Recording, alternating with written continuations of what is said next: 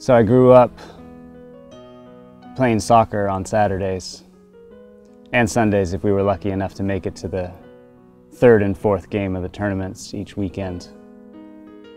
And as I aged, I got to be about 21 years old, and I went to a church where I met people that were worshiping on a Saturday.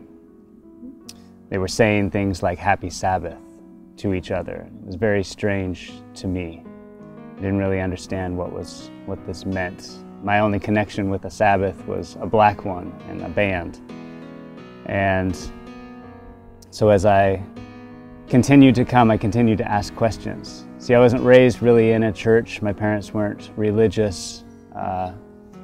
And so as I continued to go, as I continued to ask questions about what this was, and this extra day where they don't do homework, and at 21 years old in college, to take one full day of a weekend and not do any homework was very difficult to still continue to succeed in school. And I met a group of people who were raised saying "Happy Sabbath" to each other. But at this point in their life, and at this point in my life, they were reconnecting with what Sabbath meant to them. And I was understanding and coming to learn what this term meant for me.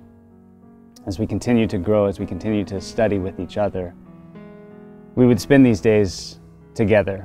We'd go to church, listen to a sermon, analyze the sermon, as most people who go to church do, and then get together afterwards and always make pasta because we were in college and we could afford pasta. And then we'd sit together afterwards at one of our houses and just spend time together in community. And I came to understand, I came to learn and know more about what this truly meant, was this day set aside where we don't do the things that we normally do. We do the things that bring us closer together as a community. We grew in our friendships. We grew in ways that were men together with men, women together with women, a community of men and women together, and laughing and having fun and deep study, deep conversation about the meaning of life, what it means to exist, and what it means to exist with one person and another person together. It's a joyful time. I came to understand that I need this day. My school actually excelled because I was more focused and more intent on Sundays and the rest of the days that I managed it so that I could look forward each Saturday. When each Friday night came, I could put it all aside, put it in the back of my mind, and come together as friends do and spend this time together.